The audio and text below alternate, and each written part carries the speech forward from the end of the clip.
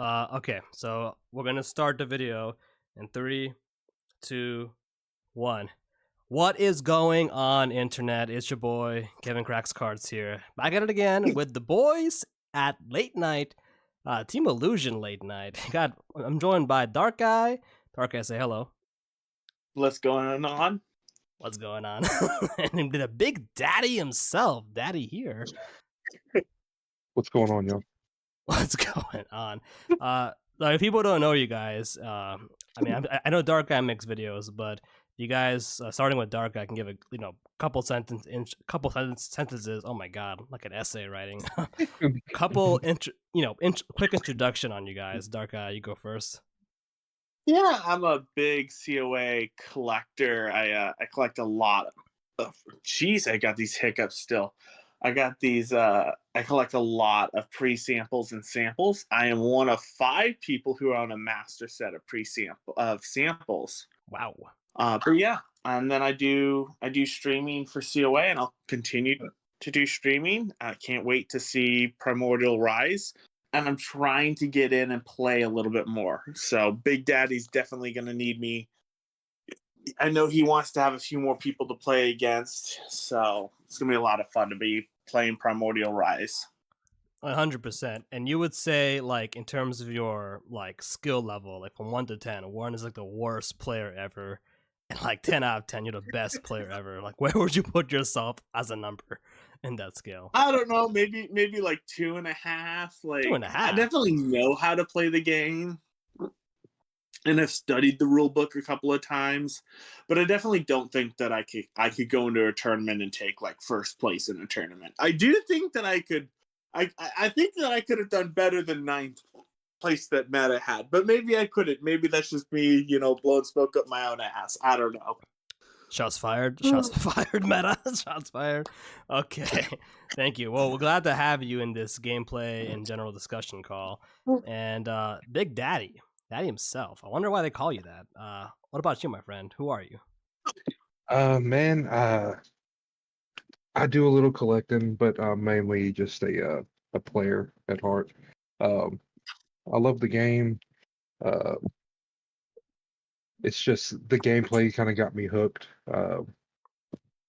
It really doesn't get any better than what we have going on at Chronicles right now. I love it, man. And just to have you flex a little bit, you scored first place in the last Chronicles of Bob tournament. I forgot what it's called. The circuit, yeah, the circuit, yeah. I threw together some the Halloween cards that were actually allowed to be played. I threw together a Void Fire and kind of took everybody by surprise. I don't think they were ready for it yet, and yeah, I won. And I didn't miss any of the games throughout the circuit. I played for like a month straight. I think the only one I missed was the one that they didn't have for lack of players that day. But it just goes back to me just being just a hardcore player and just really love the game. That's awesome, man. And then I'm gonna ask you the same question as Darkeye. From a scale from 1 to 10, how would you rate yourself as a Chronicles of Arcane player? Man, I'm a solid 7. Solid 7. Yeah. Solid 7. So we got a 7 and a 2.5 in the call. So what's the average of that? Average of that is. So, wait, Kevin. What are you? What am I? I don't want to answer that. I don't want. I want to do non-applicable. Oh God. I'll just say I'm a 7. I'll just say I'm a 7 too. I couldn't glaze myself and just say I was a 10. Yeah, just curious because this video we're talking about gameplay first, and also Darkeye is a master collector, obviously, so we got Darkeye here for his collecting opinion on the 10 cards we're gonna show. So I thought it would be cool to have his opinion too. And it's gonna be fun, man. It's gonna be a fun half an hour or so call. But yeah, okay. So before we talk about these cards real fast, let's talk about Primordial Rise. So this is set number 2 of Chronicles of Arcane. It's coming out ETA first week December, second week December, around that, according to Ryan.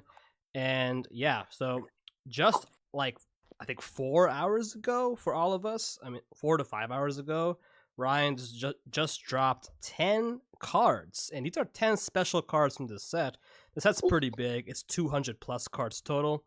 But these 10 cards are the starter deck tribal legends, basically. So we got the faces of the boxes, and we also got.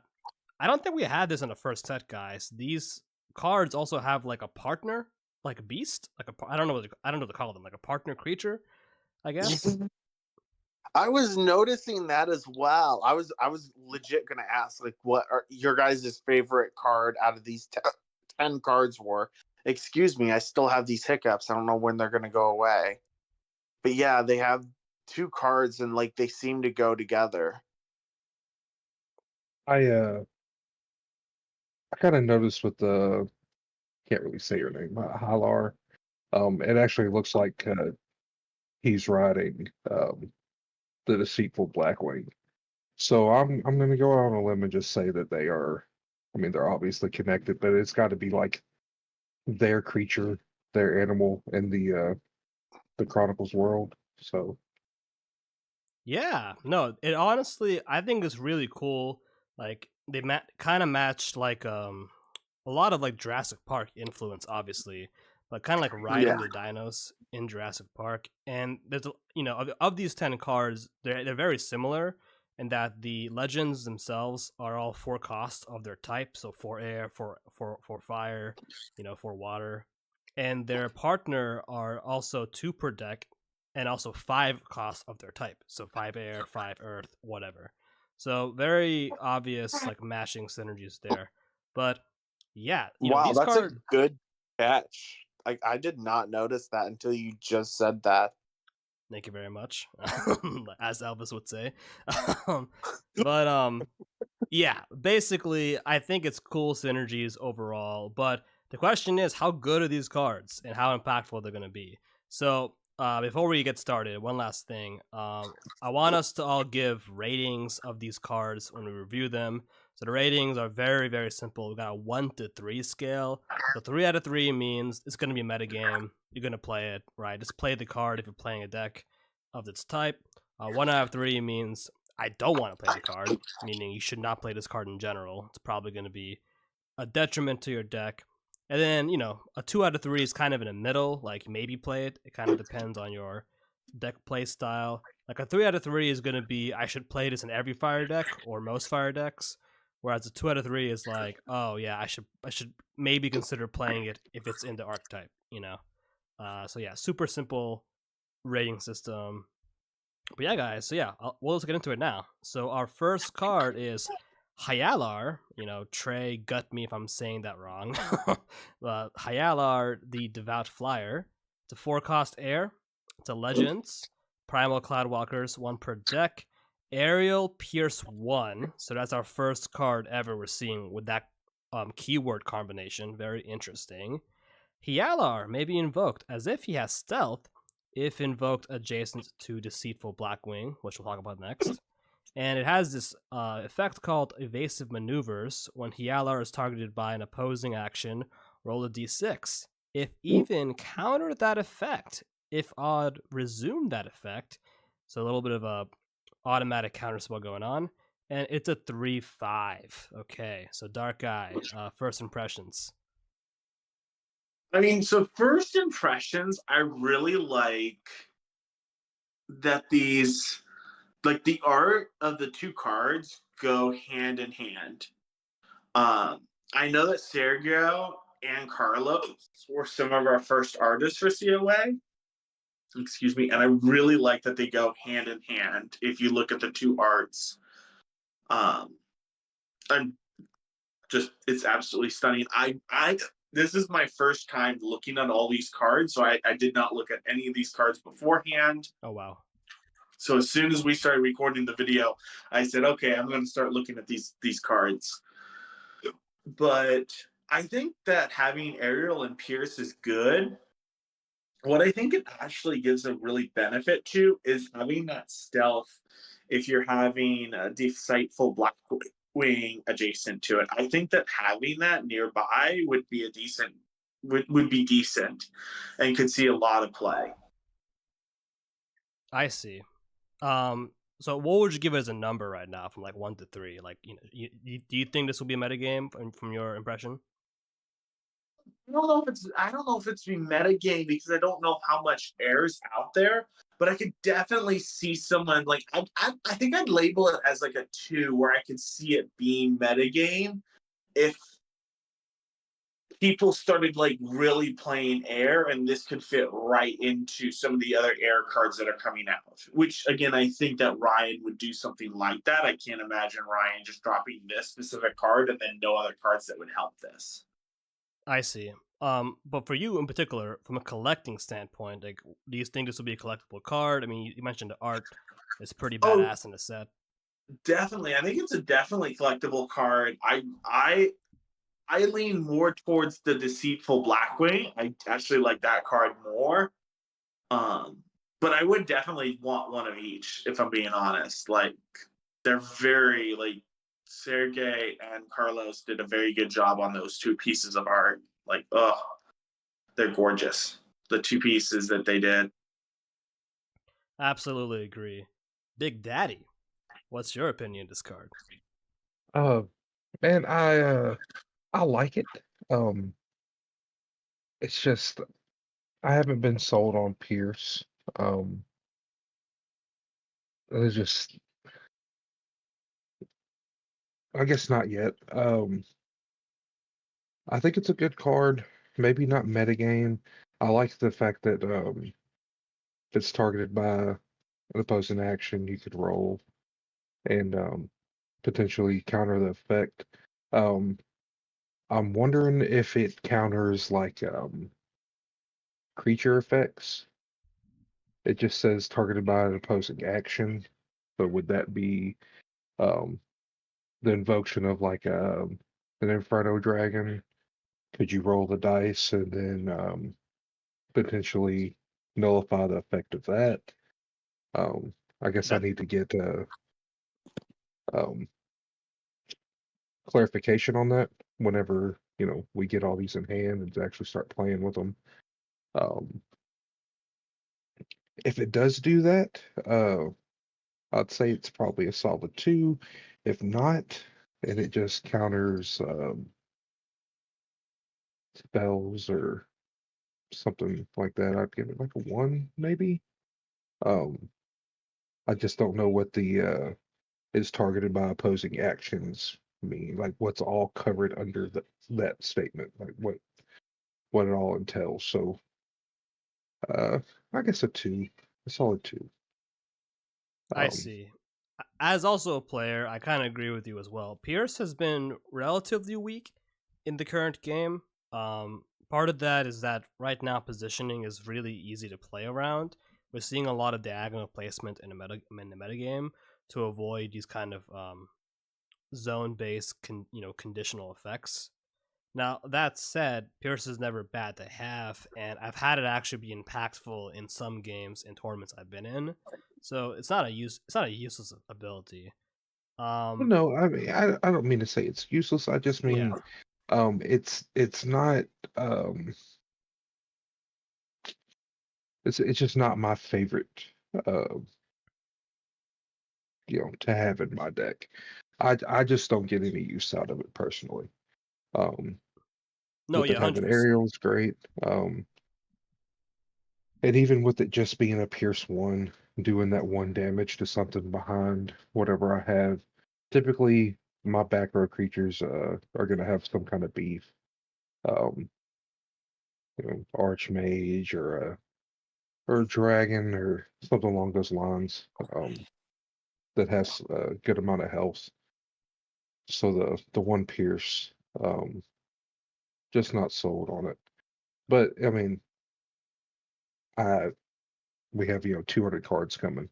Maybe Pierce is something that breaks out in set 2, hopefully, because I think it's a really good concept. It just, like you said, um, there's too many ways around it with card placement at the moment, and from the looks of it, with everything being adjacent, just looking at all these new cards here.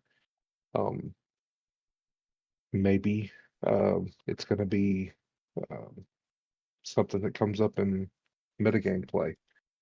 I just, as of now, not for me. But all around, it's a very good looking card, and I think it works well with the Deceitful Blackwing. I think Deceitful Blackwing is definitely something to be looked at. I guess we're going to go to that one next, but We 100%. We will go to the next. A couple more thoughts in this card. So we have to remember that if you play at Koa at all competitively, Mire Stalker is a major threat, no matter what deck you're running. And the catalyst to determine, in my opinion, how good a stats of a card is can this thing kill a Mire Stalker? Like, does it have 4 damage, or does it have enough health to withstand multiple hits? Now, it doesn't have 4 damage, it has 3 damage, but 3 is not bad. Like, 3 is enough to take care of a lot of major threats. 3 is enough to kill a Merfolk Ambassador without any stat bonuses, or Title Guardian. I would have liked it to be at a 4 attack, though. That would have been really nice, especially for a 4 drop cost. Now, that said, this thing is honestly one of the hardest to kill creatures in the game. Because of aerial, you can't attack it unless you have aerial, and it has a pseudo counter spell. It's like magic ward half the time, right? So kind of reminds me of Cloudwalker Mage, where that card is super underplayed, but that thing is ridiculously hard to kill with magic ward and a coin flip.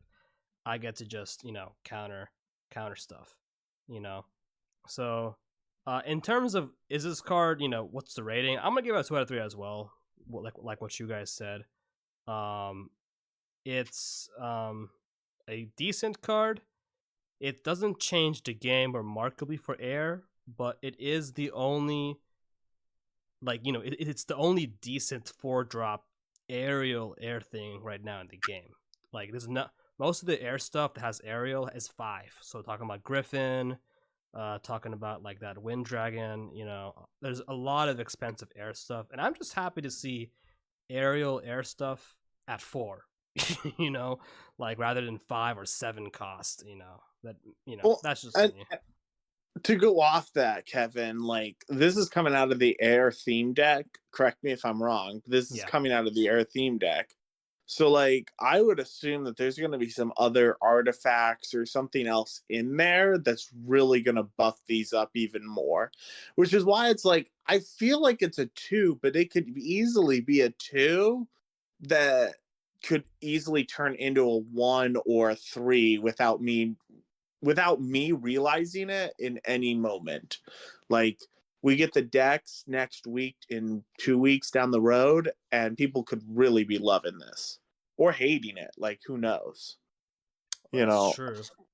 Well, Daddy and I will definitely give our opinions of the decks on Monday. We will give our opinions Monday. But all right, so overall, 2 out of 3. Good stuff, gang. Let's move on. Deceitful Blackwing. So it's our 5 air, pretty expensive. Air dinosaurs. That's our first air dinosaurs we're seeing in the game. Actually, we've seen dinosaurs like with Baronix, or whatever it's called, the purple dinosaur, but we haven't seen air dinosaurs in particular. 2 per deck. Also aerial Pierce 1, so same thing with our last card. It has an effect called Ascend. When this creature is invoked, roll a d6, 1 or 6. Search your deck for a card with Hialar in its name and place it into your hand. Shuffle. So 1 in 3 chance of just being, searching for Hialar. But you also have a 2 out of 3 chance to just make this creature become a 5/6. So pretty good, honestly. We haven't seen a 5/6 5-drop in a game yet, so if you get that 2 out of 3 chance, pretty good. And it has Night Flight. If Hialar is in the battlefield, this creature may be invoked with stealth instead of a roll. Darkeye. Well, I will say right off the bat, this was the first one that the art, and I think this is honestly my favorite of all the arts. like the art really captured me. I don't know, Kevin, if you'll be like posting the arts to the YouTube page. I will, So yeah. people can see it. Awesome. Because like the art, like Carlos did such an excellent job on this. Like, oh, it's beautiful. But I think this one, I'll be honest, I feel like this one is actually a little bit better than the Devout Flyer. Like I feel like this Deceitful Blackwing is just a little bit better. So I'm still giving it a 2, but I feel like it's a little bit better of a 2. I feel like it works really well with the deceit with its other half, but I feel like this is the better of the other half. With the aerial, you have the pierce, you still have those same things, but I don't know. To me, it just seems like the little bit of the better side of the two. But no, let me know what you guys think. I'm very curious. I also think this might be a one that is side collected where people are like, I like the art. I want to have one of those just in my binder because I like the art. Yeah, no, good opinion. Daddy. Man, I really like this one. This one is from the art all the way to all the abilities that it has. And I wanted to add another note to the art side. I really hope these both come in full hollow out of the Yes. Steam Deck. I think that would be really cool. Though there would be, I'm not a collector, but I would definitely collect these. But back to the Aerial and Pierce one. Aerial, awesome. Just still not sold on the Pierce. With this thing potentially having stealth, it's huge. Or what was it? Yeah, stealth. Is really good. With having orbs in the field and all that, kind of kills that. But like you said, with the buff's really nice.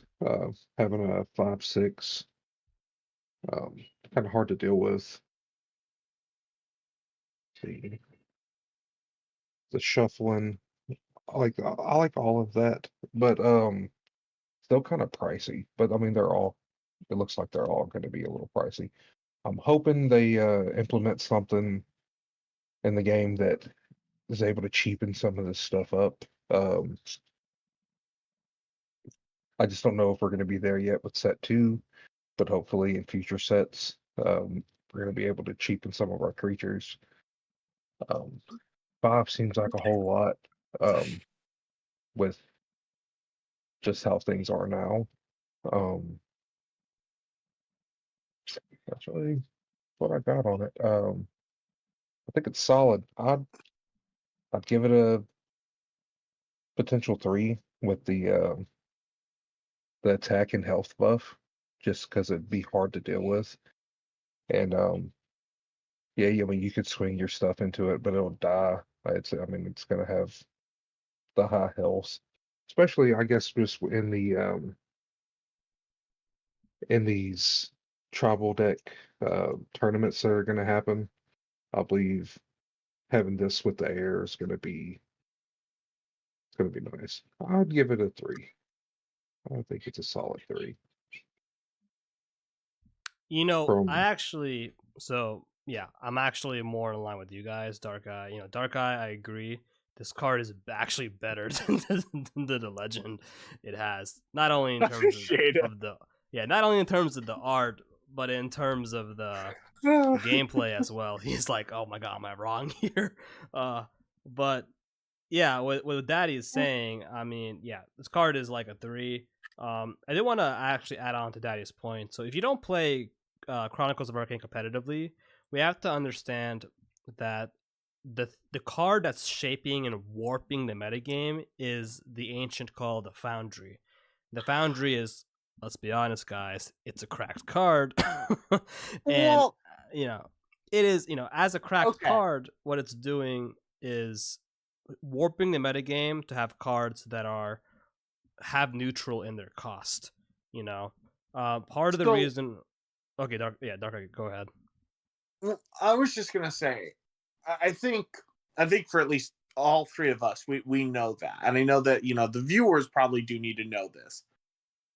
But one thing that I wanted to hop in, and this was something I was gonna hop in with Chronicles real quick, was what do we think the next 5 ancients are going to be? Because obviously there has to be at least 4 more ancients for this set.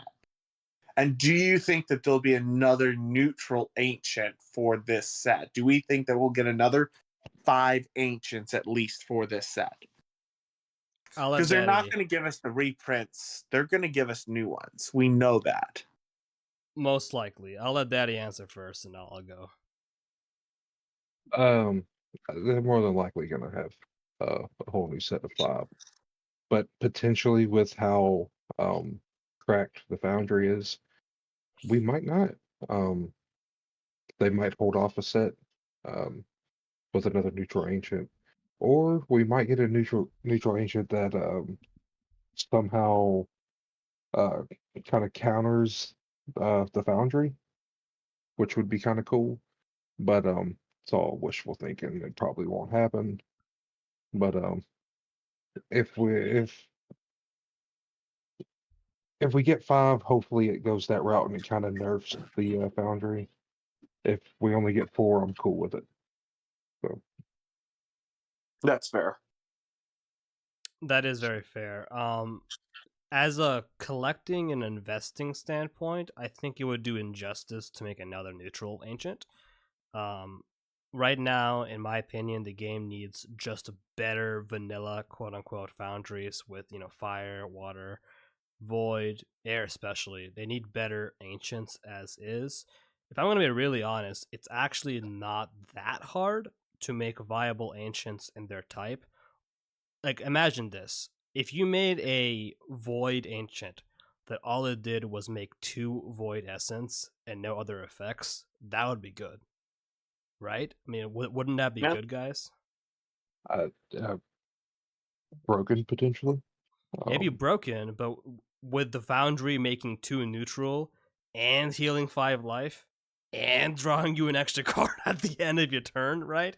Like, I mean, in comparison, right? Like, that's the state you're of not where the lying. game is at right now. We have to Yeah. have these really good cards, good ancients, to compete with the Foundry. That's why I'm saying, Well, like, I mean, so I'm sitting here and I'm like, again, I have no idea what the ancients are going to be. I wish I did. I would love to know at least one of the ancients. That'd be amazing. But I have no idea what any of the ancients will be for this set. But I'm sitting here thinking, I bet that like some of these cards, if not all of these cards, are going to play into their ancient real well. And so I may be saying 2, maybe 2.5. As Big Daddy, and I think you just said, both of you guys just said 3 on that last card, and I think that's totally possible with what we do, with how the ancients are going to work. Because if we get a good ancient for air that really buffs how to get air cards out, yeah, you're going to get something that's huge. that is true. And yeah, I don't. Yeah, so basically, the power of these cards are going to be dependent on how good these ancients are. Because let's be honest, 4 air, 5 air is weak in the metagame in terms of tempo, just because of how fast these neutral cost cards are. But if we see some good air ancients and good fire ancients, etc. Or spoiler alert, if we see some cards that reduce cost of their other cards, these cards could be really good and competitively viable rather than just kitchen table viable. But yeah, I mean, look, going back to Blackwing specifically, worst case scenario with the 1/6, it's a tutor effect, which is already really good. Tutoring a 1F card. And best case scenario, it's an aerial Pierce 1 5/6. Like what? Or 5? Better stats than Griffin, the 4/4 for sure, and Pierce 1. already good, right? Like, so yeah, this card is good. And, I'm just excited because this is the direction air needs to go in, because I think Daddy can agree with me here. Air is probably the weakest mono essence type right now in general. People can disagree with me there, Yeah. but yeah, I mean, like, yeah. I've I've went up against some really hard air decks, but um, it's missing something. And like kind of feel like the reason I gave it a 3 is because this can be ran on its own without its partner. mhm. Just for the fact, just when you invoke it, roll, hope for a 2 or a 5. If not, you still have a really you still have a beefy guy out there that has aerial. Um, that's really why I gave it to 3, just because being able to make it a 5/6, and it doesn't necessarily have to be ran with its partner. I think it's really cool. 100%. So yeah, air, good job Trey, good job team, getting putting air in the right direction. We'll Yeah, have to see your definitely. air ancient though on Monday. We're gonna see it on Monday, so I'm excited for that. Okay, Wait, did they announce that we're seeing the Air Ancients on Monday? they announced we're seeing the Sutter decks on Monday. That's what they announced on Oh, Mhm, TTS. I know. mhm. Which shout out to Darkeye to get pre-orders from him. I got my pre-orders from Darkeye. Same. Same. Unsponsored, yep, unaffiliated. Well, I guess, are we affiliated? I mean, we're in the same team, but I'll say it. unsponsored. Buy from unaffiliated, Darkeye. affiliated in its own back manner. I don't know. Pre-order from Darkeye. Pre-order for Darkeye. Pre-order from Darkeye. I love it. All right, so now we're gonna move on to Earth, and starting off with, I wish she was in the call, but the man, the myth, Nay, the firefighting legend, 6'5". I don't know how tall. I don't know how tall he is. He looks hella tall. he's a Mud. unit. He's a Absolute unit. unit. I wish he looked more. I mean, he looks like a unit in the art, honestly, but he could look more like a unit. They could have made him look bigger in terms of the art. But he's also an The art elf. is fantastic. The art is so fucking good in this. The art's really good. Art's really good. But we got Mud, the fabled herdsman, which, if you can't tell, Mud is a well-known judge and player in the Chronicles of Arcane community. So he's also a tester for the set because he's in the set, and this set has helmets to play testers, which is very cool.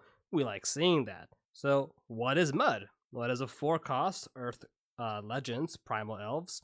1 per deck, of course. It has haste, so already a cracked keyword. Very good. It has Shepherd. If you would lose 2 beast or dinosaur creatures in 1 turn, create a 2/2 Earth Dinosaurs token, also with haste. And if Eldertusk Mammoth is adjacent to Mud, that token is a 3/3 with reach instead. I do want to mention before I go on, the wording in this is a little ambiguous, since how many times can this trigger per turn?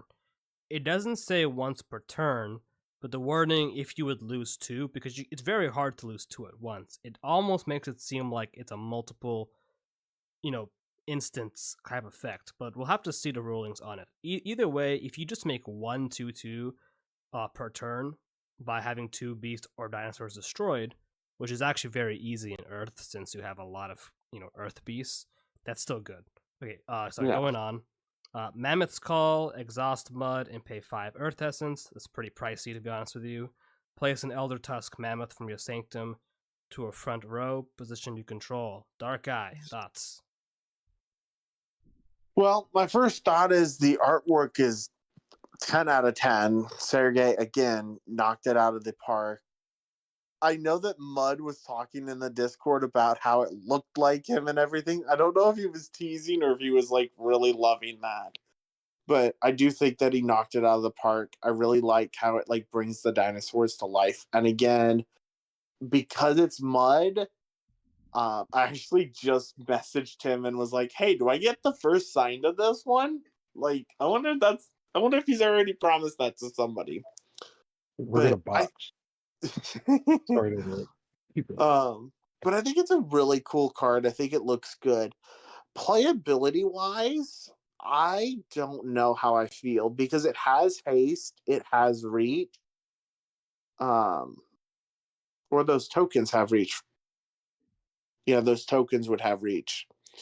Um, so it seems pretty good. And I did a brief look at the other one. So I think that the other one, again, I think the other one might be speed just a tad better than Mud's card himself. But I think that I want to give it a solid 2, saying, hey, I'd try it out, see how it plays in a couple of rounds, and go from there. But I think it has a chance to be a really good card, just with the haste and being able to get out a bunch of extra tokens. I see. I did also want to mention before Big Daddy, I forgot to say it's also a 3/5, so same stats as our Air Legends. But yeah, Daddy, what do you think? All right. This is a good one. This one is it's kind of exciting to see. Um so with the haste part, it's gonna be super good in gameplay. Just from like a bounty standpoint. Um super good. Um creating the token is gonna be super easy to do. Um and with it having haste as well, um with having the man you get the 3/3 reach. That was super nice as well. But I believe with all this haste, it'll go really good with like the werewolves from the Halloween set. Um, there's something you said about the 5 being super heavy. It is. I don't think I would you know pay the 5 to use that ability. I think I'm just going for that top part there, and I believe this card would be a 3. Um, I don't see why it wouldn't be in every Earth deck, playability wise. Um, don't mean to cut you, Darkeye. It's just my opinion. Um, and then I see it says Primal Elves. I wonder if it works with like a Wood Elf tracker potentially. Um, can't remember the exact words on that one, but I believe it's a real solid card. And then Mud's an absolute unit and a good guy, so I think they did him right with this one. Hey, big Absolutely. Big Daddy, I like being proven wrong. I like it when I say, hey, this is what I'm thinking. Show me that I'm wrong, because if I am, then it means that, cards are going to get played a whole lot more than what I would know. 100%. feel like Yeah. I'm gonna be. Yeah, I agree. Everything Daddy said, I'm basically for. This is a 3 out of 3. Earth. I've been saying it for a minute now. Not a minute, not super publicly, but I've been saying Earth is good. The problem with Yeah. Earth is it's needed some cards like this that are just good for their stats. Particularly, it needed cards. Well, Earth has needed 2 things. It needed like finishing creatures, haste. More haste the better. But it also needed more control and it needed proactive removal. Like Fight or Flight, super metagame card, very good, and also with that Fire Earth Dragon deck. But that card is a reactive removal card. Earth has needed cards that could just control the early game because it really struggles with like Mire Stalker in particular. Um, and occasionally some like haste stuff like from Void, you can struggle with that. But uh, depending on if it has Fight or Flight or not, that is. But this card in particular, to show you how good this card is, let's imagine you have 2 Lions tokens already on a board, and then you play this guy. So what you can do is you have this haste 3/5. You can throw your Lion tokens at a creature, have them both die, hopefully trade into a creature. Like let's say trade into a 2/2. Common scenario, you could trade 2 Lion tokens, 1/1s into a Foundry Hunter Wraith. Just take those out. And the moment that Foundry Hunter Wraith dies, you make a 2/2.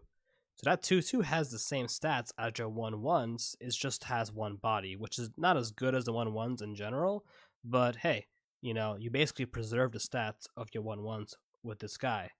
The Mammoth's Call effect, kind of situational. You're not going to use it too often, in my opinion. But we haven't seen how good that Mammoth is. We're gonna see it as our next card, so it could be good. It's kind of a late game card, but if the Mammoth has haste, you know, it could be a huge game-ending threat. We don't know exactly, but one last thing I want to say is we saw Air have the most kind of haste stuff in the beginning, at least in terms of the base set, like the Griffin and Avel from the OG Air deck had haste. But we started seeing more haste stuff in other types. So Daddy pointed out the Werewolf from the Halloween 2024 set had haste. That card is actually very good for Earth. And we've been seeing haste in Void as well. Like Void has Reanimate, Mind Control technically gives haste. We have Foundry Hunter Wraith has haste. So haste seems to be this keyword that's kind of getting spread apart beyond Air. It's been really being capitalized in Void and Earth, but haste, like what Daddy said, haste in Earth is the most powerful since you have the potential to end games quickly with your Bounty of Brotherhood, or if you want a cheaper version of it, Siege to Foundry could do a similar job as well. So I'm very excited for Mud, the player and the card, and I'm looking forward to playing that Earth deck when I get it. Yep, for sure. All right, so go on to Eldertusk Mammoth. It is a 5-drop Earth, so very expensive. Dinosaur Beast. So it is a beast, so it's going to work with our other beast synergy cards.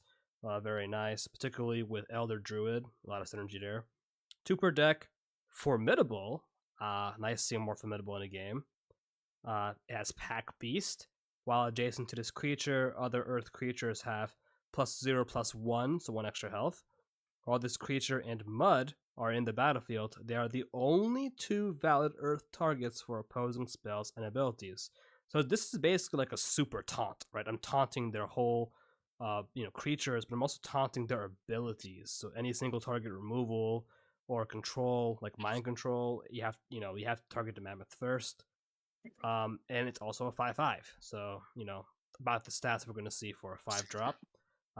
Darkeye, what do you think? Yeah, so I'm not. The art is cool. Carlos did a good job on the art. It's not my favorite art, but Carlos just still did a great job. I will say this was the first time I saw this. I had looked at the other one. I had listened to you guys talking, but before you guys had even told me that you guys were giving a 3 to the last card, I was like, this one I feel like is a 3 just because as you just said, when Mud and Eldertusk Mammoth are in the battlefield, it's just an ultra taunt. You're taking all of the damage. And then because Eldertusk Mammoth, you can have 2 of them in your deck. I would assume you can have 2 on the battlefield at the same time. Not saying that you would, but you could potentially have 2 of them. You could really soak up some damage that way, where people have to focus on the mammoths instead of focusing on some of these other tokens and things where you might just overwhelm them with tokens in that scenario. So I really think that this is a solid 3 card where you could build a really solid deck on this. Cool. Daddy, what do you think?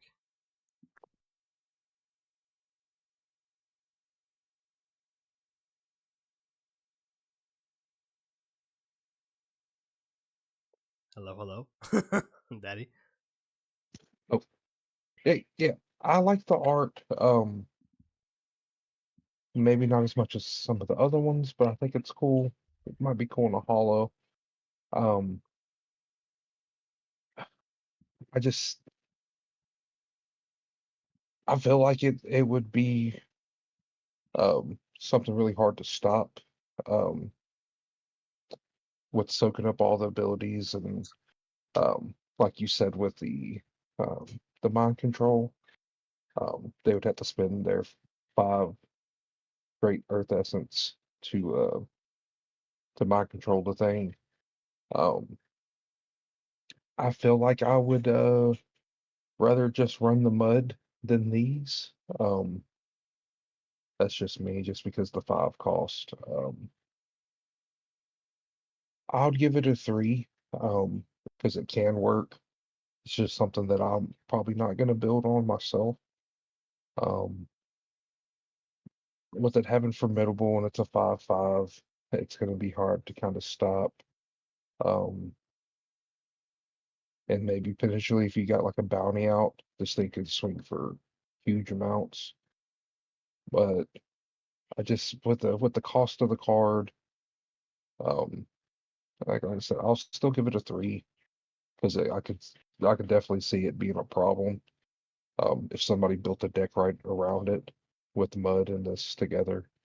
Um, but you also have to think like you have to have mud out for this to work. Um, Kind of situational, and it's super high cost to be that situational. Um, but that's just my opinion. I like the card. I just don't believe it's as good as its counterpart. Um, but I'd give it a 3. It could possibly work. And it's beefy. 5 attack and 5 health, super strong. It's just I believe the cost kind of breaks it down for me. I But do agree overall, with you. oh, It's very situational. You have to be able to get both the mud out and Eldertusk out to have that ability where it's just tanking every bit of damage. So, like, I 100% agree. Like, it's very situational there. but I believe with the first line of text there, while adjacent to this creature, other Earth creatures get +0/+1. That does also help out as well. Yeah, It could be played for that, just to keep certain things around a little bit longer, harder to kill. Um, definitely. Yeah. but it's Oh, sorry. no, you're good. You're good. Yeah, I think for me, I'll only be a 2. Like, I feel like the vibe is more of a 2 in this card rather than a 3, because we are saying, like, I agree. We are saying you kind of need mud for this thing to have maximum value. 5/5 for 5, that is not that good. In general, to show you what a 5 cost card in this game can do, look at Avel. Haste 3/6.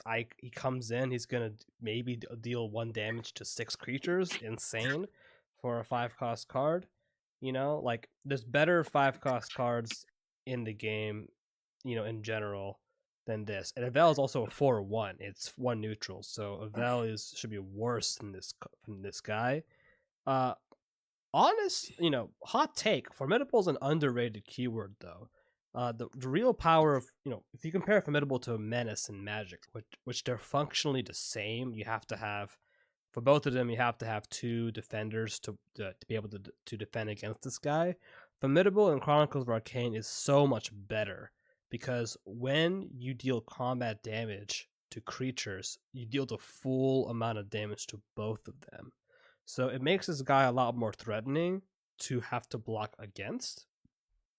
Now that said, um, there's still a decent amount of single target and even AoE removal in the game. Like, does a super taunt really matter if I'm a water player and I play Glacial Impact? What about if I just mind control this guy and throw her into mud?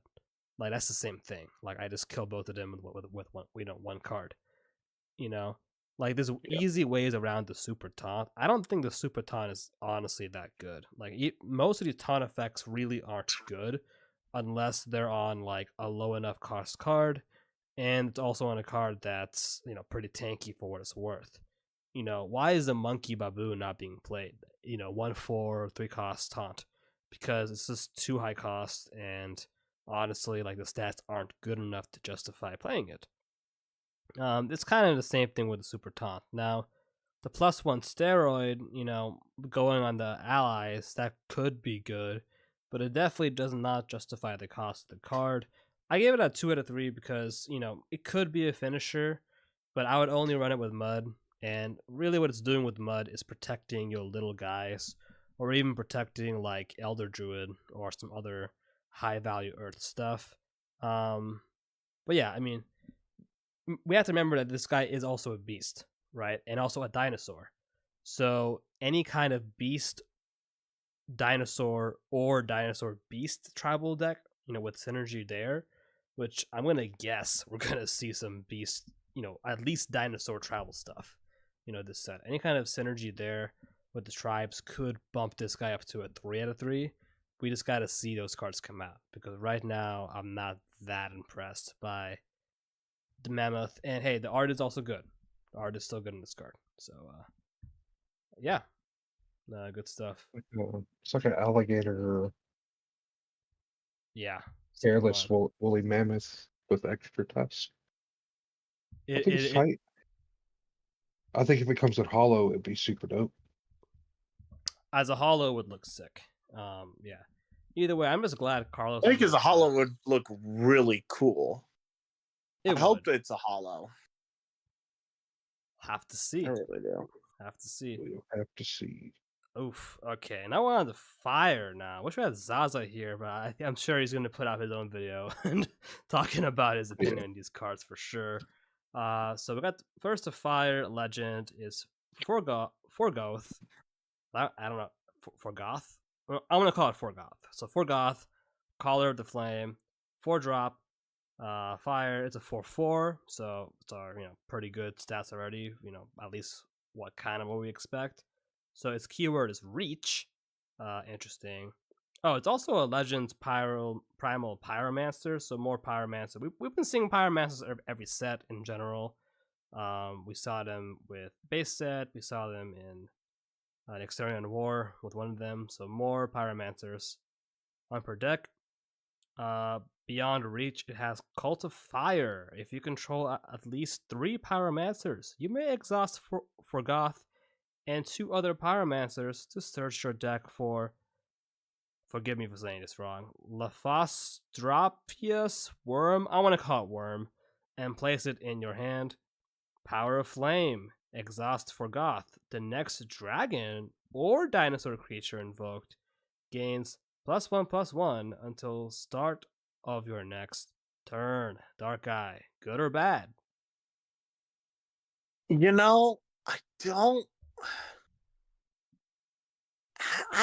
don't feel like this guy overall. I don't know. I'm just not feeling it with him. Like the other two I felt really good with. We've seen a lot of Pyromaniacs be used.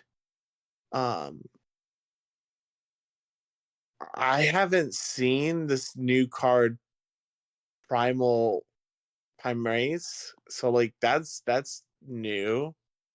I don't think I've seen a card get used that way. Like I don't think I've seen that card get used. So like I'm kind of leaning towards a 1. Specifically, like I'm not a fan of the art. And I just don't know. I would 100% talk to Zaza. I'd be like, "What do you think, Zaza? Like you're a fire guy." But yeah, I'm leaning a lot more towards 1 right now. But I'd like to know what Big Daddy and you Kevin think. Sounds good. Appreciate it. I don't know. I actually like the art in this card. Maybe it's just me.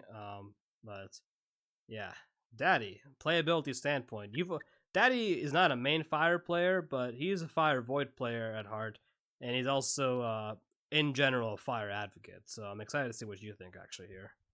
Yeah, man. Darkeye, I don't agree with you, buddy. I think this one's really good. Let's go. Not for the Cult of Fire with the 3 Pyromancers. Mm-hmm. Don't really like that. But exhaust Forgoth, the next dragon or dinosaur creature you invoke gets 1/1. I think that's really good. I wish it wouldn't be you'd have to exhaust him to get that, but he'd be able to be played in the back row because he has reach. So you could put something beefy in front of him to protect him.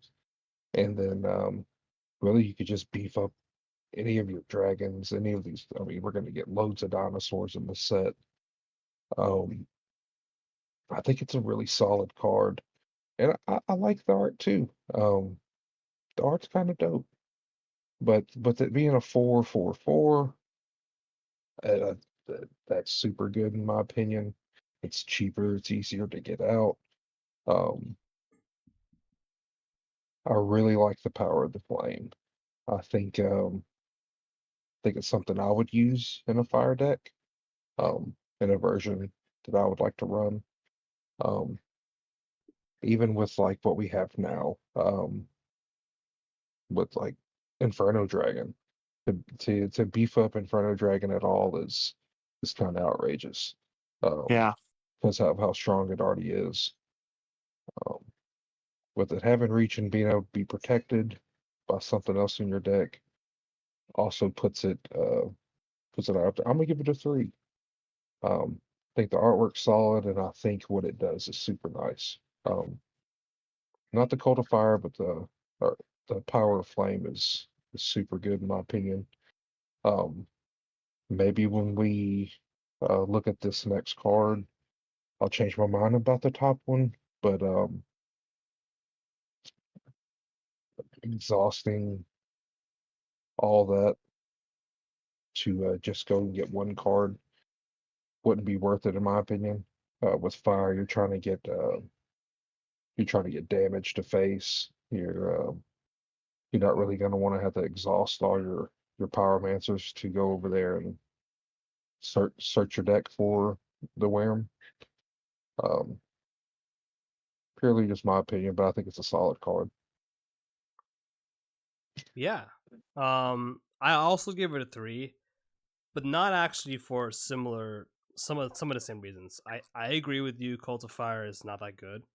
It's very situational. Now we both could be wrong because we're right now we're thinking of the pyromancers in the game and that currently exists. And let's be honest, the only good pyromancer is Pyromaniac in the game, which is 4 of, but it's still not consistently gonna happen with this guy in general. Uh, I don't like Power of Flame actually as is. The reason I don't like it is it's only giving the buff until the start of your next turn, not the end, which means unless that dragon has haste, it's not going to be impactful at all. It has to have haste or some kind of other effect that's using the attack, and it Did I won't. butt in for like 1 second though? Oh, Just one sorry. second. I'm sorry. There you I understand what you're saying, but you also got to think about giving it that extra +1/+1, giving it that extra health. Um, could potentially keep it alive um, against spells on your opponent's turn. If they try to spell it away, because all of your gained health goes first, so it could potentially save it a turn, so you could actually use it. Like you said, because it doesn't have haste. But that's just my opinion. But yeah, keep going. That's true, but to counter argument that point though, what's better, like power flaming and giving a 1/1, or just throwing this guy at their face for 4 damage? I would honestly just throw this guy with 4 damage, and for me, the reason why this guy's a 3 is because it has 4 damage. I talked earlier about how important it is to have 4 damage in this metagame against Mire Stalkers, Inferno Dragons, or just other, metagame threats. And because this guy has 4 damage, it's gonna be metagame with the reach.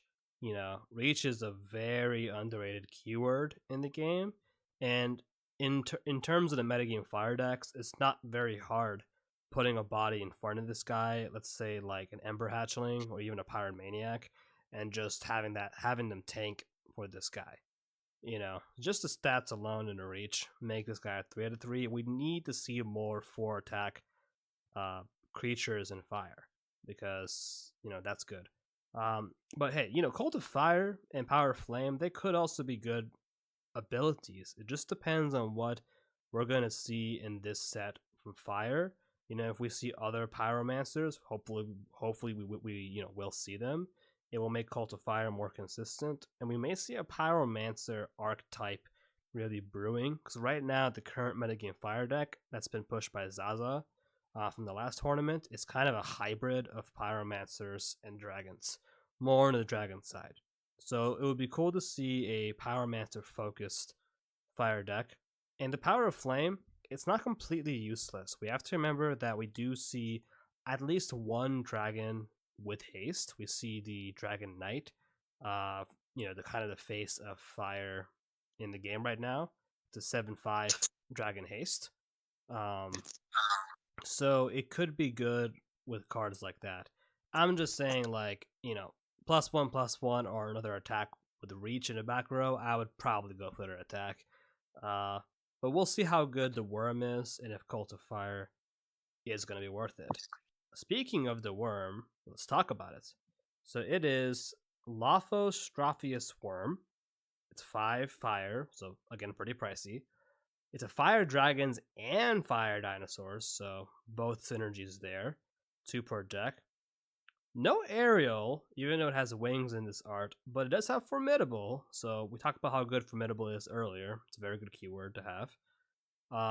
The Wyrm may be invoked for 2 less essence if it is invoked adjacent or in line to a total of 3 Pyromancers. So that goes along with our last effect.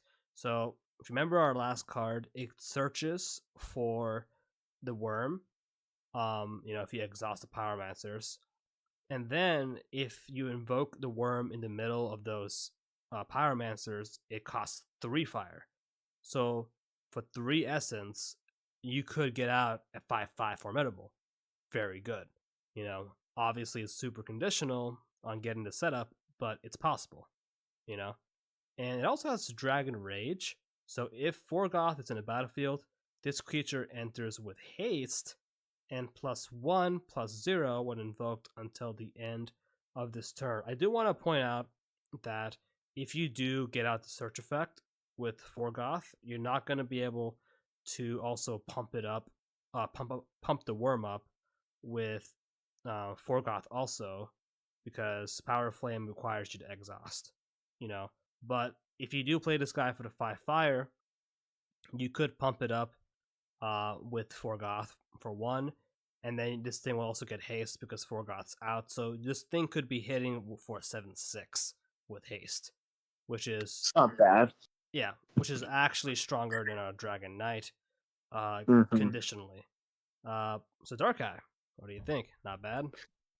So again, right off the bat, absolutely love the artwork. This was one of the ones that like Metafandoms teased me about. He goes, "Hey, there's another Wyrm," and I was like, "Officially, it's not a Wyrm." Like, I know what Wyrms should be like for dragons, and it just kind of was like he and I teased each other for a quick second about that. But really love the artwork. I think Carlos did a fantastic job on it. And I think that actually might be why they don't have aerial on it, is typically Wyrms do not have wings or legs. So having the title Wyrm and then they has wings and legs, I think that might have been why they didn't actually give it aerial. It's just because it's not actually supposed to have wings or legs if it's truly a Wyrm. That Just makes a little. Yeah, that was a very good input, because I was curious why this thing didn't have aerial. Yeah, that's just my background info. Not entirely saying that's correct. That would just be a total spitball.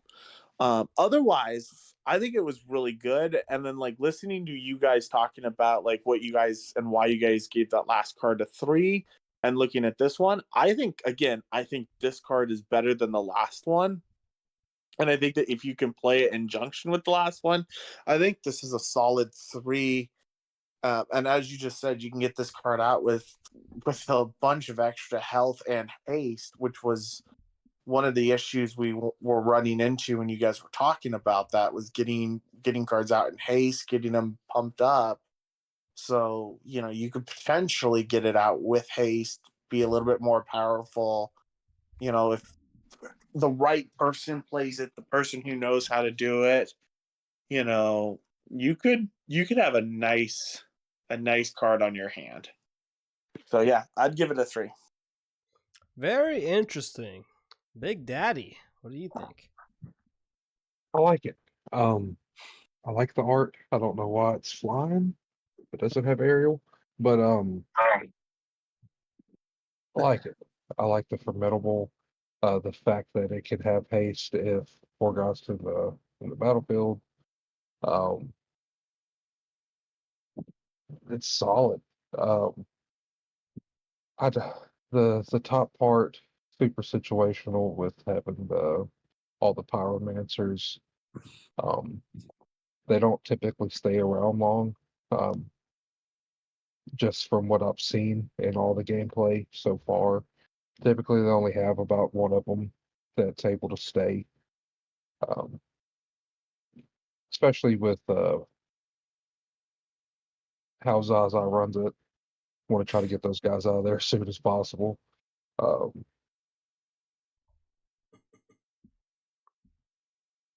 I'd give it a 3 because of the haste, the potential to have haste. I believe it's super heavy still, 555. Um, but I'll give it a 3 for what it could potentially do. Um, this card can really be a problem. Um, once everything's aired out, we have all the cards, and I think this one's going to be potentially slept on by some people.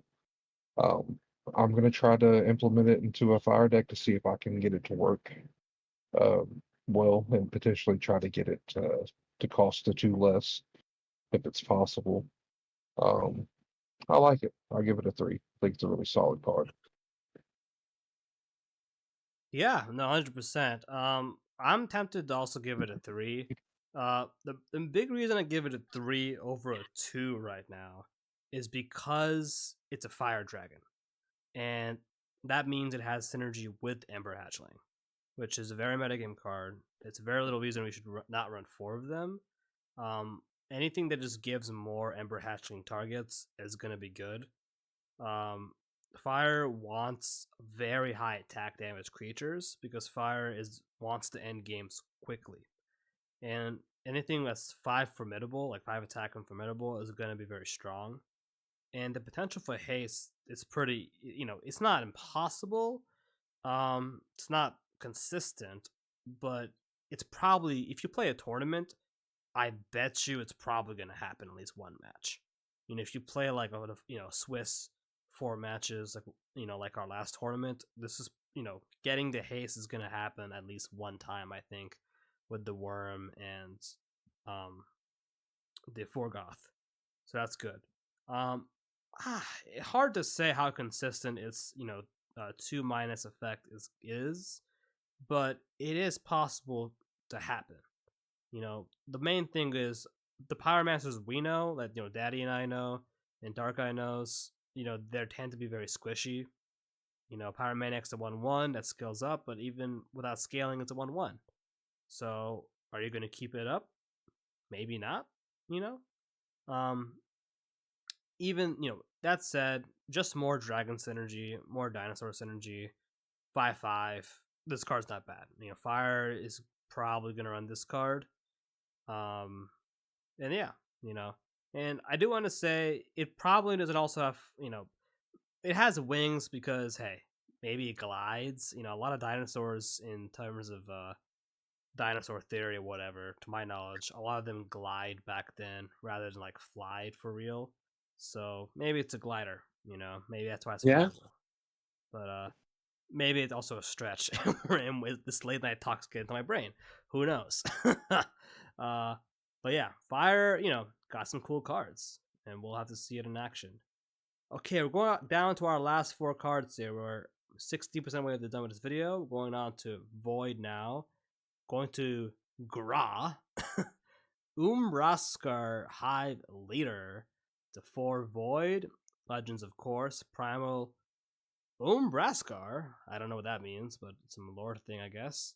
1 per deck. Undead, so another undead synergy card. Living Hive. Grah creates a 1/1 Bucks token. When he deals damage to a creature or player. So that's a new token we haven't seen in the game yet. I'm looking forward to that token card.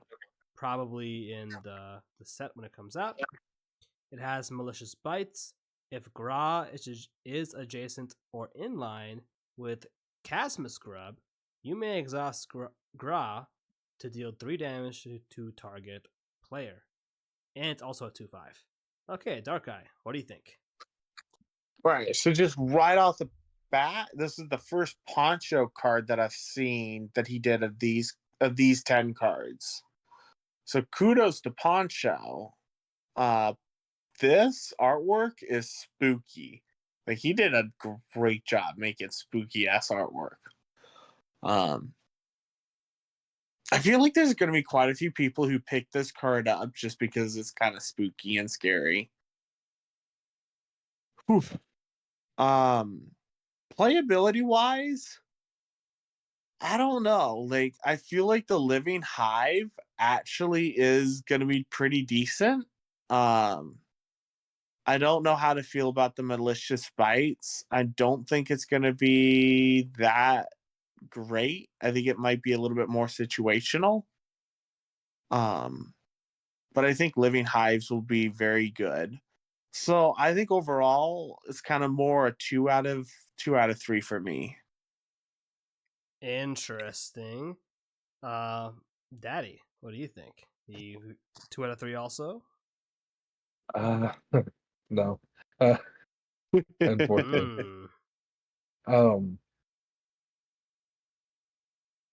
this is probably a runner-up to Mud. Um, just because of my playstyle, and it being undead and having the potential to be unholy incinerated and go up to a 4/6. Um, kills Stalkers if it's unholy incinerated. With the Living Hive creates a 1/1 bug token when he deals damage to a creature or player. So every time you swing with this thing, it's creating a token. I like it. I'm not sold on the Malicious Bites just because how all the other cards have been going, where its counterparts is going to be like a 5/5/5. Um, I think it's cool that you have the potential to be able to use this like a Tidal Guardian or um, just other cards that let you exhaust to deal damage. It's situational. Uh, like Darkeye said, it's probably not a play I'll go for with it, um, but I like it. Costs 4. It's cheaper. I think it's a really solid card. I'd give it a 3 just because I'm gonna put it in probably every Void Fire straight Void deck that I would run, just because of the Living Hive and the Undead, and it having 5 health, and the potential to give it more, and then just keep giving it more, and constantly creating tokens every time it's getting swung at anything, creature or player. Um, I believe it's really good. I like it. The art's really dope. I think they kind of knocked this one out of the park. I'll give it a 3. Yeah, real interesting. Darkeye, I was actually more in line with your opinion in the beginning. When I read this card, I read this card at work. I saw all these cards at the toilet at work. TMI maybe, but basically I was in a bathroom at work looking at these cards. Like, okay, checking it out. Checking out the cards. It is, and then, yeah, I was like, okay, this card is not that good. But then I thought about it more.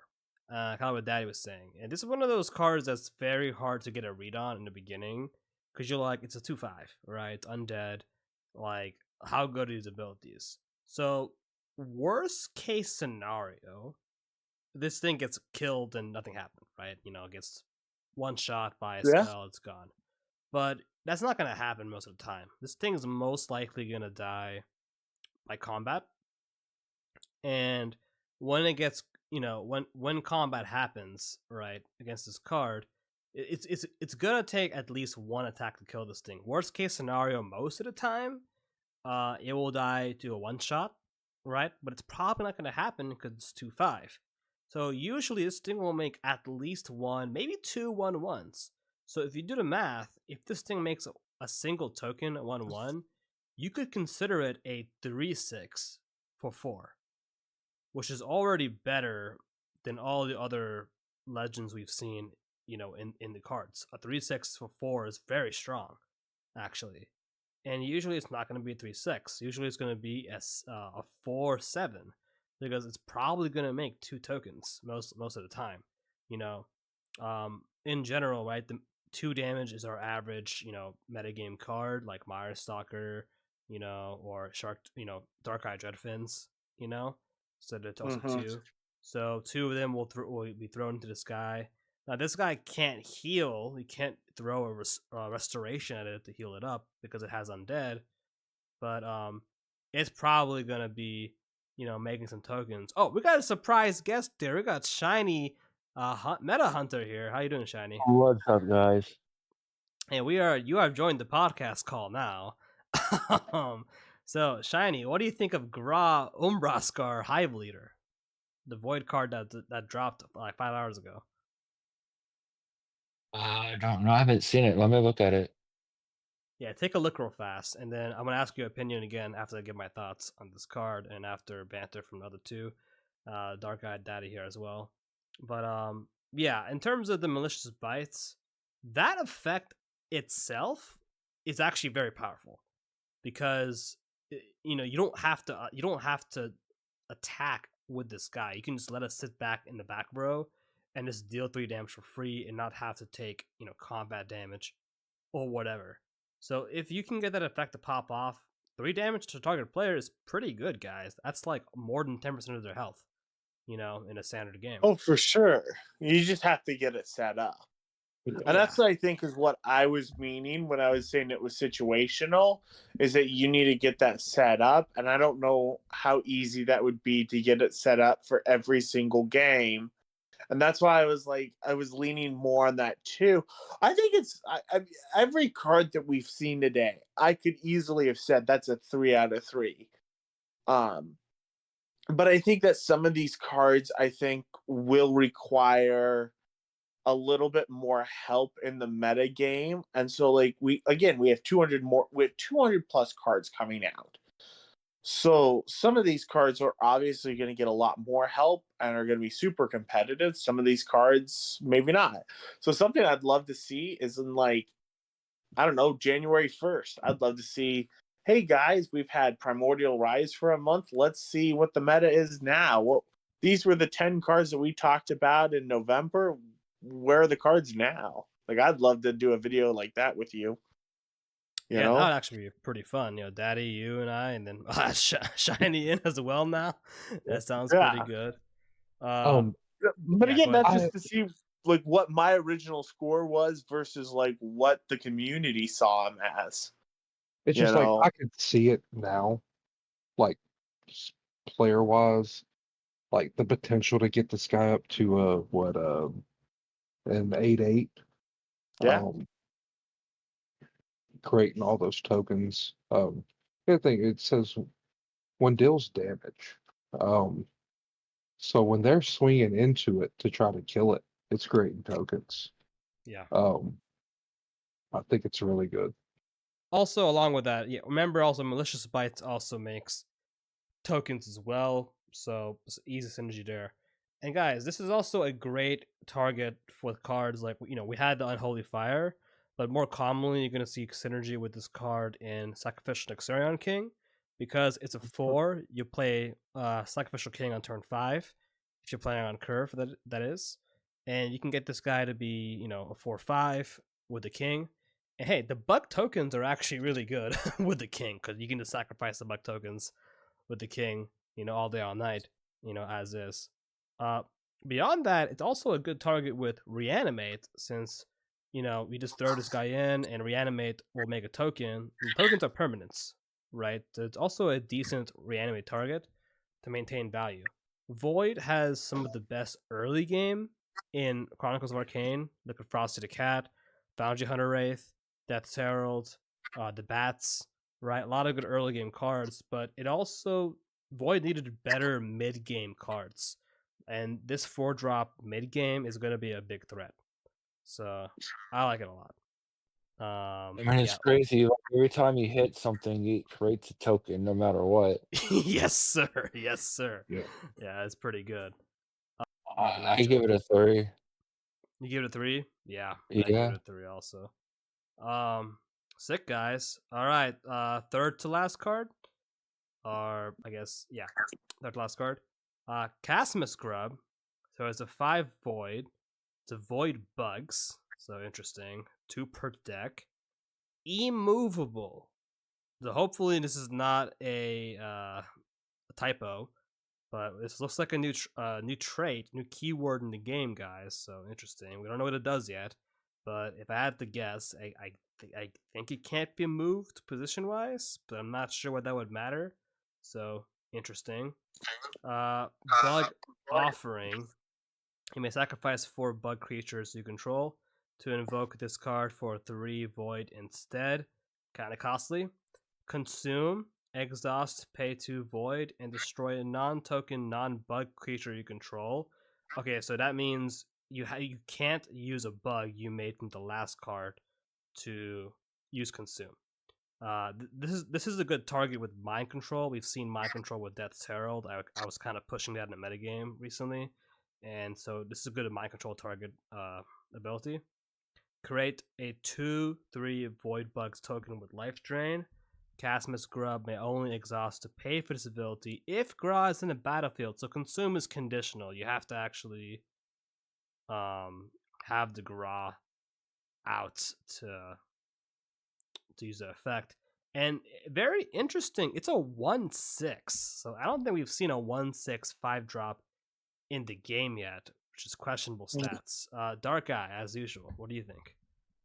Yeah, so again, it's a Carlos artwork. I think the artwork's well done. It is definitely not one of my favorites. It's definitely down on the list for me. Probably because I'm not a Void guy, so I'm just not enjoying all the Void artwork that we hit. Ooh. But yeah, I know. Well, hey, we're about to hit water, and I'll see what the water group has for me. But I don't know. I mean, I was looking at this card, really trying to see how I felt. Like, I know that you can sacrifice the bugs and you can consume the bugs, and we were just talking about like making more bugs with the other cards, and then with the Phantom King and everything. I don't know. I think it's really like it just depends on the deck you're playing. And so I go back to I think that it's still a solid 2. I think that's just where I'm at. Like I don't think it's anything to write home about at the moment. But again, I think all of this can change, if we get like some really good, you know, um ancients out for the next set. I think all of these things can become 10 times better than they are today. So, but yeah, I'd love to know what you think, Big Daddy. Yeah. No, I don't like it. I don't think it's gonna be ever played by me, unfortunately. It's just not. They could have. It could have been so much more, but it's just not. I don't know what immovable does, but I still don't think, regardless of what it does, it's not gonna be. It's not gonna help. It's card text, in my opinion. It's got way too much going on down there. Sacrifice 4 red creatures, invoke it for 3 instead. Um, I don't want to invoke it, period, just from what it does. Wow, that's pretty harsh, man. My boy the Yeah, Grub here. Look at this guy. Sad face, man. well, it's just like I'm a void player, and this one just irks me because I can't. Um, it's just not. It's I hate to say it because I love Carl. It's just not good. This is just one of those cards that I feel like potentially missed the mark. 5 cost, 1/6. Um, no, I'll give it a 1. Unfortunately, this Ooh. was just not. It's not something. Like, I honestly don't see anybody gonna run this. Wow. And You know, I'm the I biggest feel you, void Big guy there Daddy, is. because I It's just do not feel it. like they truly missed the mark on some of these cards, and this one was definitely one that I felt like there was a lot more text on here that I just didn't understand, and I felt like they could have changed it to be a little bit better, a little bit different, to be a little bit more playable. I said a little bit way too much, but like you could have changed it to be way more playable by just moving a few things around. Like, I understand it completely, and it's just like, why? I don't understand the reasoning behind making something like this. Um, I just Yeah. This one is just not it for me. Hopefully, Trey and Ryan doesn't see this. Sorry, guys. I They don't mean watch to his hate videos, on. but they watch his videos, by the way. Okay, I'm super sorry, y'all. Mean no hate or disrespect. I just don't like this one at It's okay. all. It's It's okay. just my I would it's just a love personal opinion. Uh, it's not for me. I'd I love to won't know run the it. background behind this one, you know? Well, okay. If benefit of the doubt, we have cards like these. We need to see the entire deck list, okay? Because Oh, for sure. there might be more exclusives or more, most likely, more Primordial Rise cards we haven't seen yet that work really well with this card. And immovable may be cracked, guys. I'm just saying, immovable could be a cracked keyword. Like, I don't know what it does, but it could be cracked. Like, I don't know. Surprise guest Shiny. We like having you, of course. What do you think of the grub? Is it good? I will actually have to agree with Chronicles Big Daddy because it's a lot of text. It's too high of a cost for being a 1/6. And yeah, like I barely see people playing this card. Okay. But like, I could be completely wrong, and there could be some like crazy synergy with this thing, and I could be eating my words in a month. I don't see it. I just wish it was better. Just my opinion, though. Being a void guy, um, I just not my cup of tea. I feel like if this was Fire's version, Zaza would have a gripe. I feel like if this was a water version, any water player would have a gripe, and then so Yeah. on and so forth with all the other types. Um, I mean, the only thing I'm holding out hope for is that in the announcement that they posted today, they were like, Trey was like, remember, there's some cards that have Easter eggs. So I'm like, okay, is this just the card that has an Easter egg that's like, we see this and maybe this is to lead into something way better? So It's interesting. I really want this card to be cracked, just so we can eat our words in a month. I really want this card to be good because but I don't know. first take, tell me I'm wrong. First First thing, take, tell me I'm no. I mean, I saw this card in the toilet, guys. I thought it was shit. Like, no pun wrong. intended. I thought it was a bad It's, card. I thought it you was know, a. Oh my god, I'm so sorry, Trey, but this card does not look very good on paper. Oh my god, and yeah, I'm not gonna be censoring this video. By the way, I'm just gonna put viewer discretion advised. A little couple parts. But I love I know. it. But yeah. I mean, again, what is immovable? If immovable's good, like it could be cracked. I'm just saying, like we don't know. And I I mean, mean, the this. thing with immovable is it does immovable mean for that card? Does it mean for the other opponent?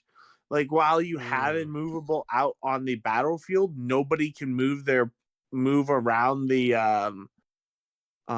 battlefield. Like that could be a possibility. So that could be a playable thing just because of the like having that. I have no idea what an immovable means. Like, even if it had that, because that sounds great, I still wouldn't play it. And So wouldn't play. I mean, to be it's fair, I wouldn't play it because it costs 5 void essence. Like, that's just way too much. For what it's doing, yeah. I'm unfortunately disgusted in the grub. Well, you should But be. like, It's a I have no bug. idea. Like, I have to know more about immovable. Like, what the fuck does that do? Like, It's not gonna matter. I'm it's not gonna gonna let this matter. This is just one of those that Hey, I gave it a 2. I was holding out hope, man. I really was. when you said a 2, I almost fell out of my seat. I was He almost fell out. Listen, man. One thing I want to say in this card, one last thing. I think it's a cute card. Okay, I have a soft spot. Listen, I like insects. I think spiders are cute. Like, some spiders are cute. Like, this guy, look at his face, man. Like, 8 eyes, looking at your little grub. He's just growing. He's just eating a little bit. Like, look at the thing. Look at the thing Ryan sent. Right, Grah. He stands guard for the grub, man. He's just guarding this little guy. He's just growing up, man. Look at it. I need to start giving you a number on the art and then giving you a number on the playability factor. I know. Hey, look at this guy. Like, Rod needs to I'd give the give it art some help. on this guy like, okay, I'd give the art the same as I gave the card a 2. Like, it's the art is just not for me. Like, it's a good art. Carlos did a good job on it. It's not for me though, not at all. it's a cute one. Look at it. It's a 3, bro. Look at this Not guy. for me, it ain't. Oh my I'm god. gonna say it again. I'm sorry to the creators. Don't crucify me. It's just not for me at Don't be all. sorry. They're probably laughing their ass off right now. Oh, I'm sure they're gonna laugh their ass off. Probably. All right. I'll probably get kicked out of the Discord. Maybe. This is funny. This is funny as hell. All right, guys. All right, gang. We have finally come. This has been an hour and a half video, which I'm not gonna cut it too much because I like the length, honestly, on it. Because why not? I said it half an hour before, but it's fine. I had a good time tonight. I have to edit the whole thing also. Laizara, Prophet of the Abyss, 4 water. Oh, by the way, we're going on to water, guys. So this is the last essence type, and we all know water's cracked. If you've been paying any attention to the metagame, water or fire is arguably the best metagame type. That's a big debate. I don't want to get into the debate right now. It's a very hot topic, no pun intended. But we all know water's cracked. So, it's very interesting to see how Trey took the direction of water, knowing how cracked water is right now. So, very curious there. Laizara, Prophet of the Abyss, is the legend. It's a merfolk, primal merfolk, 4 water, 1 per deck. Persistence, so that's the the keyword we got going on here. A core oracle. I don't know if I'm saying that right. At the beginning of your combat phase, you may reveal X cards from the top of your deck, where X is the number of merfolk you control. So that also counts this card. It's also a merfolk. So at the minimum, you're counting 1 card at the start of each combat on your turn, basically. You may select 1 card to place into your hand. Place any other cards revealed in this way in the bottom of your deck in any order. So this card is basically a draw engine. The moment you play it on the same turn, you're getting a card, at least 1 card. At the worst, it's a draw 1. At the best, it's like I look at the top 8 cards on my deck plus, and I get to choose one I want. But it's also a 1/6, and we talked about how bad a 1/6 is for our last card, but it's a 4-cost 1/6. Okay, Darkeye, lay it on the Prophet. Lay it on. All right, this is another. This is a Sergey artwork. So Sergey, and it sounds like Sergey, Poncho, and Carlos did all of these artworks. So congratulations to you 3. You guys knocked it out of the park. The artwork's grown on me a little bit. I'm still not 100% a total fan of this one. Just not totally for me. I don't know if water needs a draw engine. It may need it. I don't know. So I feel like a 2 out of 3 where it's like, yeah, if we really start needing to like draw cards, it's gonna do really well. You know, it has that 6 health, so it's definitely gonna be like beefy enough to heal. But it's not gonna be it's not an attacker. Like you're not sitting there, you're not trying to attack. You're just sitting there trying to draw cards. So and that's the other thing. Maybe it's better in if you're playing one on one, it's gonna suck. But if you're trying to play in more of a commander style format, you're gonna have much better luck playing with a card like this. Interesting. Daddy, what do you think?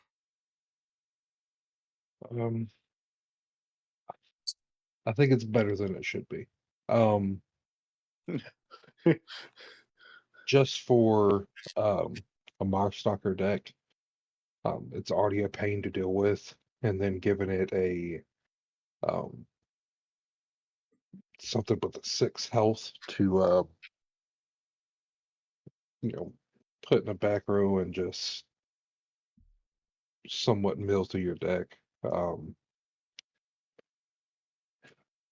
It's a really good card. I hate to say it because I dislike water, but it's a very good card for water, for the Marstalker um, type combo. Are you giving it Pains me a to say. are you giving it a 3 right now? Sorry. Yeah, it's a 3. Unfortunately, it's a 3. It's a good card, man. Regardless of the 4/16, the 1/6, it's not even. It could have been a 0/6. Um, it's a good card. Persistence to me, it won't even be a thing for it, because they're not going to be using it for that. They're going to throw it behind a Marstalker or a beefed up ambassador, and this thing's just going to help them just go through their deck and find stuff that they need to overpower you. So I think this is really good. I think it's going to need to be in at least all Marstalker decks. It's a solid 3 for water. It's a good card. Very interesting. Shiny, glad to have you here because I think you main water, correct? Oh, I'm transitioning to like fire too, so I'm doing fire and water. Okay. A But lot of us here drilling right now. It's no, like Big Daddy said it, like I even thought of it, put it right behind a freaking mirror stalker or a blackfish, and just let it sit there and it generates you drawing cards of what you need and get rid of what you don't need. Will make it the deck go faster and get you more board control with it. So I see it like, yeah, it's a 3 up there. I hope you put this behind the blackfish because I'm killing this. Oh, I'm playing fire for right now. I'm taking a little break from water. That's understandable. Yeah, I agree with you guys. I also thought it was weak at first, in first impression, but really thinking about, I mean, getting a card per turn is insane, right? I mean, Orbital Seeing is getting you a card per turn. 6 health for 4, insane. Persistence, insane with that. So just really good.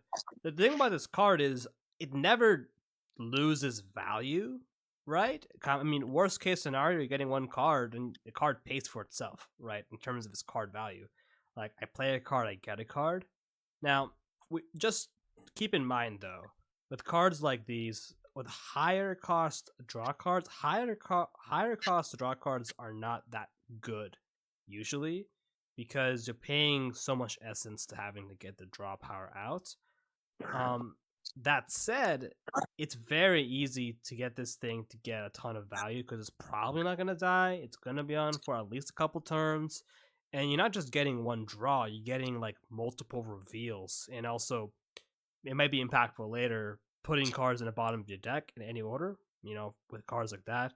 I've played some card games, at least one card game, where there's effects that work with the bottom of your deck. You know, I know MetaZoo had that card where it's like flip over the bottom of your deck and it becomes your deck now, like something like that.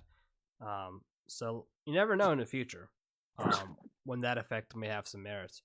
But yeah, this card looks pretty good for water. I will say this: it's nice to see a higher cost water card, 4+ water card that's not just an attacker, like something that's more like utility based. It is cool seeing that, and especially like a tankier persistence blocker. It's nice seeing that. So yeah.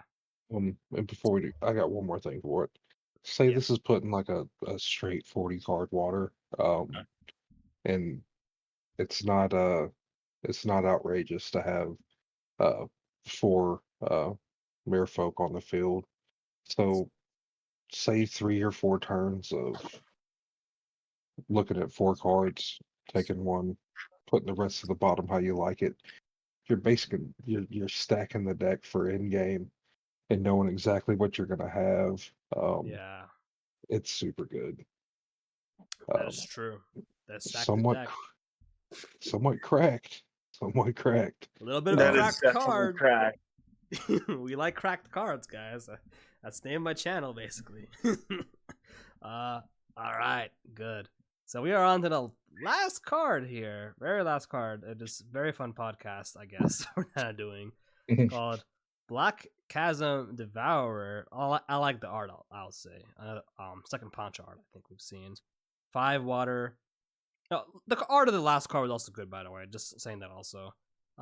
Okay, so this is actually a sea creature. So I love sea creatures. My budget deck on my channel video is a sea creature deck. So sea creatures, we love seeing that.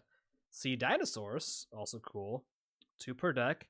Cleave 1. Okay, so I think the first cleave we've seen in this video.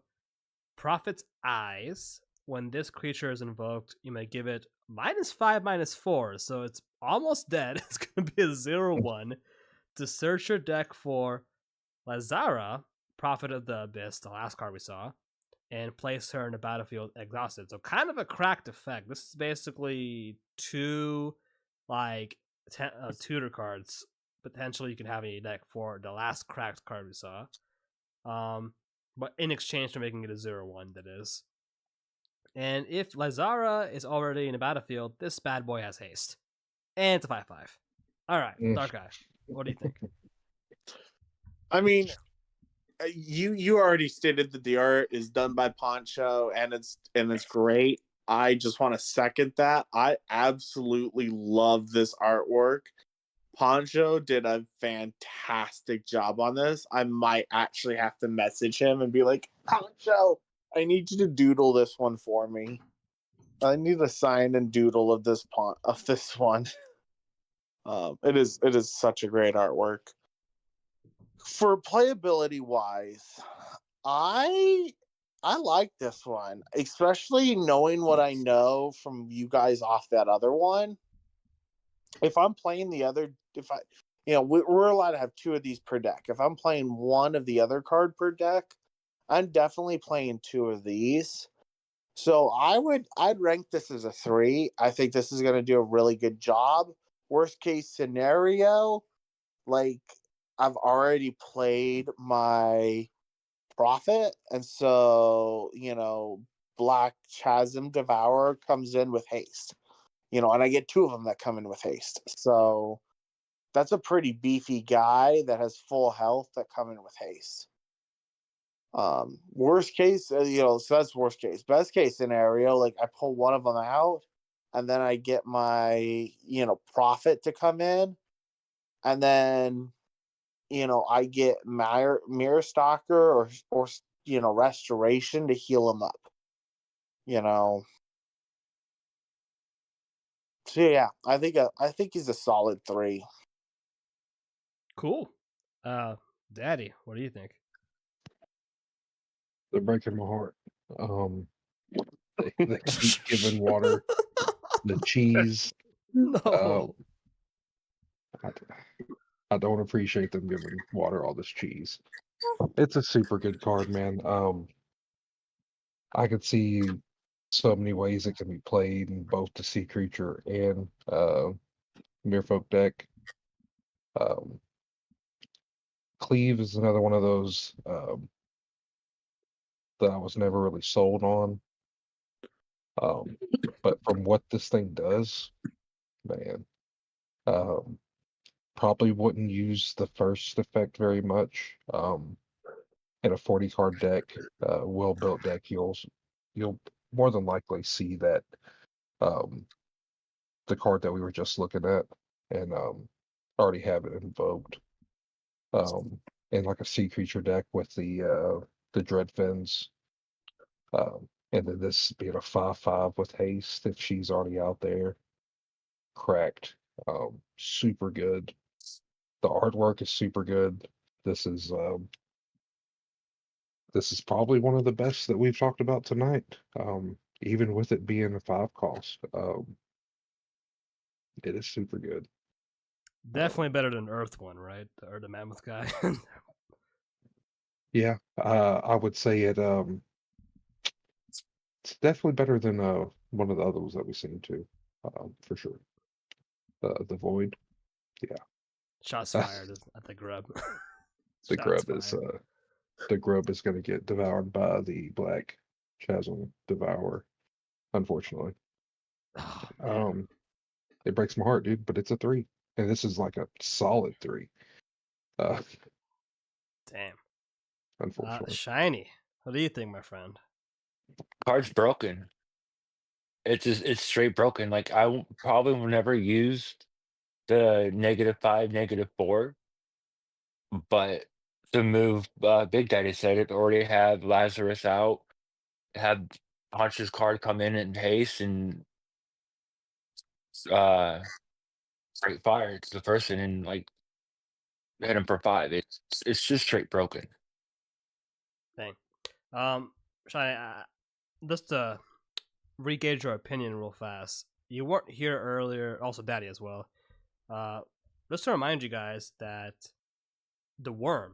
So the Wyrm also has the same effect. It's a 5/5/5, so 5 cost fire, 5/5, and it has essentially the same effect as the other guy. It gets haste if its legend is out, but it also gets +1/+0.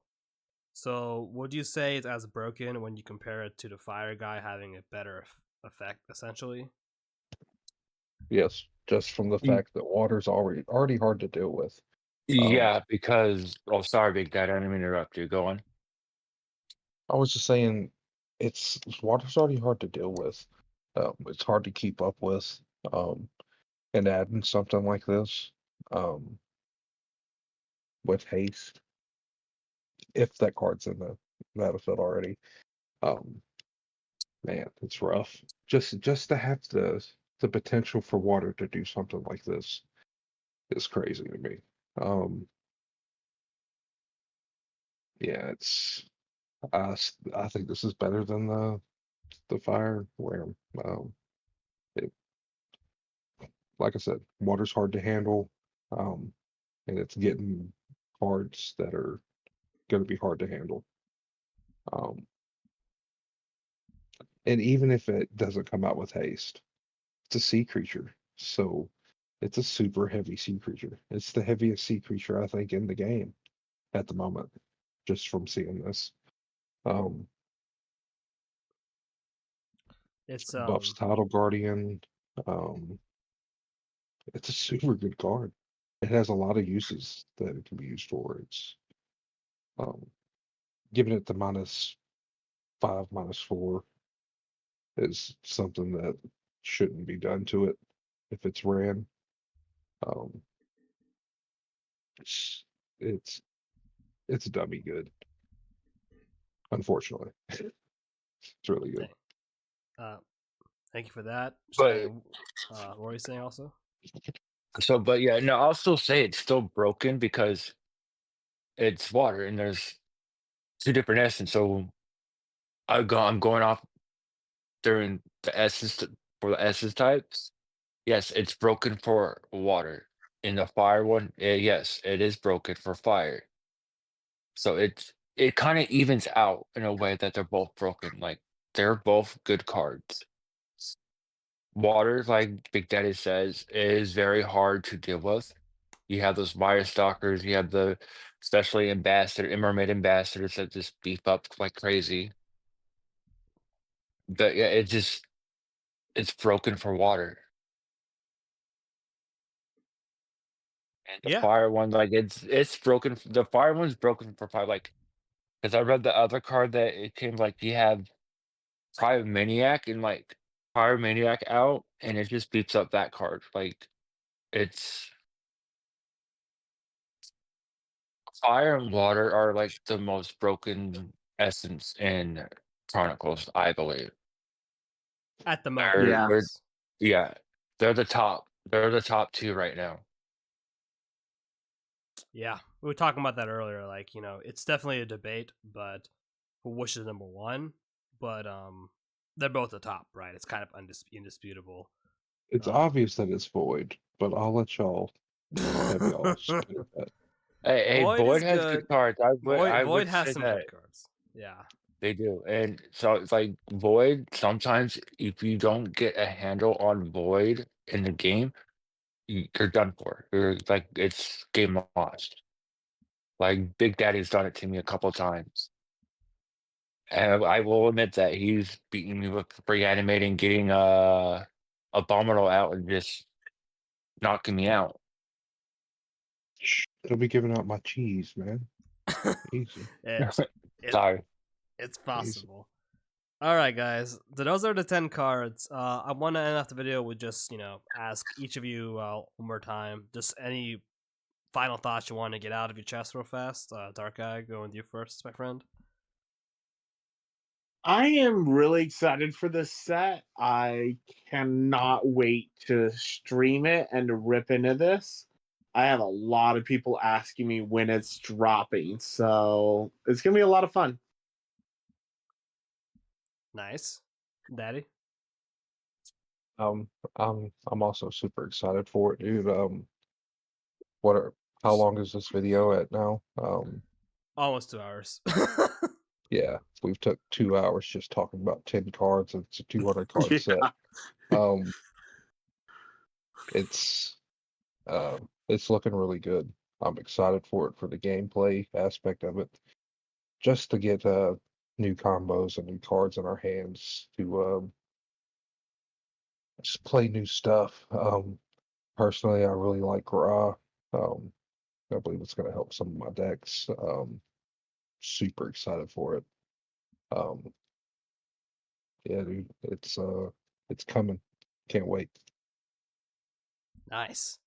And Shiny, our late but still here bloomer. What do you think?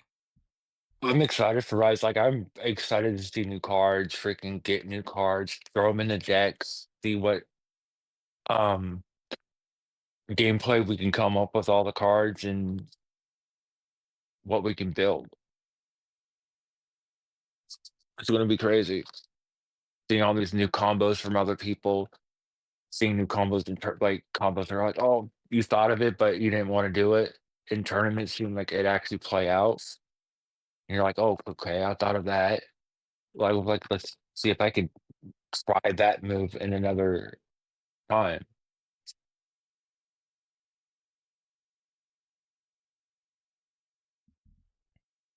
That's all Yeah. I have to say for that. No, yeah, 100%. No, it's been obviously if we had fun talking about the cards, I think this set's gonna be a lot of fun for sure. Um, I do want to compliment the team. Ryan, Trey.